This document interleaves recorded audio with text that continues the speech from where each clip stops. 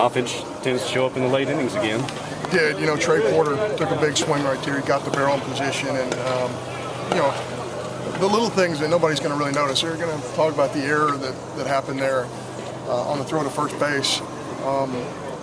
That Adam hit. That Adam ran a 4.17. I mean, that's really cooking down at first base. That's pressure in the defense. If that guy runs 4.25, 4.3, he's going to get caught on the tag right there. So it's all those little things. We go ball in the dirt. Britton does a great job there. Britton makes a mistake early in the game that really cost us. He gooses that ball to first. We don't get the out. Probably, in fact, that should have been an error. He hadn't played as much second base.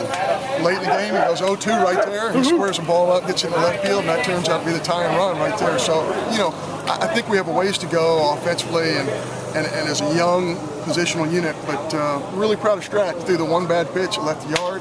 He goes 6+ innings there and just does a heck of a job. Didn't have his best command, but he just kept battling. He just kept battling his heart out, and you could see that. You could see him just trying to find it, and he did. And stuff was there, just not his command, but he just battled through it. And I think a year ago, even 2 years ago, you would not have seen him be able to get that command back and battle through that. But I'm really proud of the way that guy's compete. Was Porter hurt because he fell the ball off his shin? It really swelled up bad. In fact, our trainer saying, I don't know if he can get around the bases. And of course, he pulls a Kirk Gibson there. He didn't really have to get around the bases. He could have crawled around the bases. But that guy's just such a tough competitor, and he's just always there. And we talk about all the time how close you can get your head to contact, and that's just something he just does an unbelievable job with. And he's hard to pitch to. He's hard to pitch to because he's on the dish. He's got a short, compact swing, and he can elevate pitches that are down in the zone, and that's exactly what happened right there. John, did you feel like after what was talked about after your loss against Memphis, you had another rain delay, did you feel like the kids maybe came out with a little too much juice and maybe wanted to make something happen offensively? Well, my great friend Pat McMahon, who I think is one of the great psychological geniuses of the game, always says you have to pick those moments with your club that you're going to be vocal with them and try and drive home points, because sometimes it takes 4 or 5 days for that to resonate, meaning you get guys amped up a little bit or overly motivated, they come out and they try too hard. And I really think that's what happened early in this game. We tried too hard. We hit some balls hard early on. We tried to hit some balls harder later on. I thought our whole club was just trying too hard, and you can't play this game that way. And again, part of that's my responsibility, but it's a team sport. Our kids have to compete as a team, and you want them to try too hard rather than not giving enough effort. What was the signal to get Bracewell out? 42 pitches, to see anything? Yeah, he just had some soreness in his elbow, and when you have Chris Stratton waiting to enter the game, it's not a tough decision. But yeah, Benny's still nursing a couple of things, and we're waiting to try and get him to that 80-90 pitch mark, and hopefully a little bit later on we can do it. Pitching plans for tomorrow?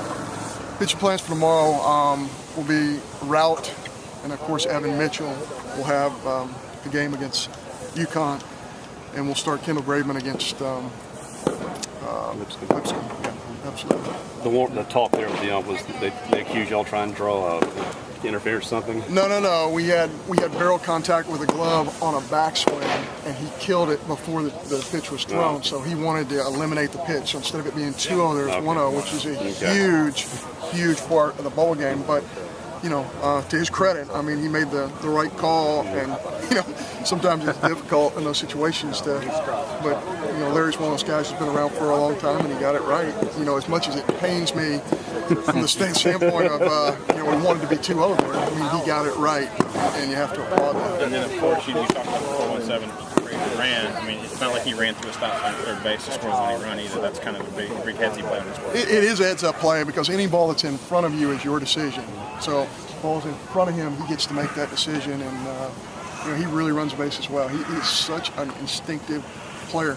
He didn't swing the bat well tonight, or this afternoon, but he just finds a way to help you win, and that's inevitably what happened. You talk about pressuring defense. That was another case of there, because you scored 2 runs off it. It just looked like they forced to play. No doubt. You get your infield in, you get in between hop, you got a guy running, and we're going to send him there. Why? Because you want that play to be made. If it gets juggled, he's safe. If you get a throwaway, he's safe. And what do you lose? You got a guy who's going to be on third base right behind him. He's going to be the tying run. So we're in a down angle all the way there because of that tying run is so important.